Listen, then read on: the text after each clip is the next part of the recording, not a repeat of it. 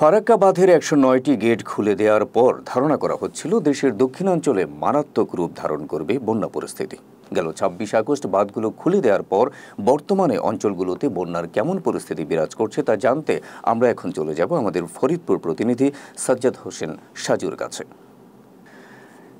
সাজ্জাদ, গেল ২৬ আগস্ট ফারাক্কার ১০৯টি বাঁধ খুলে দেওয়া হয়েছে। ধারণা করা হয়েছিল যে এই বাঁধ খুলে দেওয়ার পর দক্ষিণাঞ্চলে, বিশেষ করে ফরিদপুর অঞ্চলে বন্যার মারাত্মক অবনতি হবে।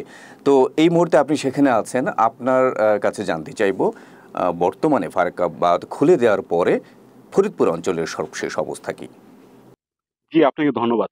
আপনি যেমনটি বলছিলেন, গত ২৬শে আগস্ট কিন্তু ফারাক্কা বাঁধের ১০৯টি গেট কিন্তু খুলে দেওয়া হয়েছে। তাই অনেকেই ধারণা করছিল যে এই দক্ষিণ অঞ্চলের যে এলাকাগুলো আছে সেটা কিন্তু বন্যায় প্লাবিত হবে। কারণ এই দক্ষিণ অঞ্চলের এলাকাগুলো হচ্ছে পদ্মা নদীর সাথে বৈশিষ্ট্য। কিন্তু এই ফারাক্কা বাঁধের ১০৯টি গেট খোলা দেওয়ার আগে যে ধরনের বন্যা পরিস্থিতি ছিল ফরিদপুর দিয়ে, এখনো কিন্তু সেই ধরনের বন্যা পরিস্থিতি রয়েছে। কিন্তু আমরা ফরিদপুরের আবহাওয়া অফিসের সাথে কথা বলে যেটা জানতে পেরেছি, পদ্মা নদীর পানি কিন্তু বিপদ সীমার নিচ দিয়ে অতিবাহিত হচ্ছে। তো ধারণা করা যাচ্ছে যে এই ফারাক্কা বাঁধের ১০৯টি বাঁধ খুলে দেওয়ার কারণে কিন্তু পানি ফরিদপুরে কিন্তু বন্যা কবলিত হতে যাচ্ছে না।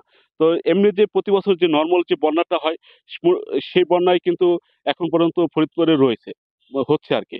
জি। দর্শক, ফরিদপুর থেকে জানাচ্ছিলেন আমাদের প্রতিনিধি সাজ্জাদ হোসেন সাজু।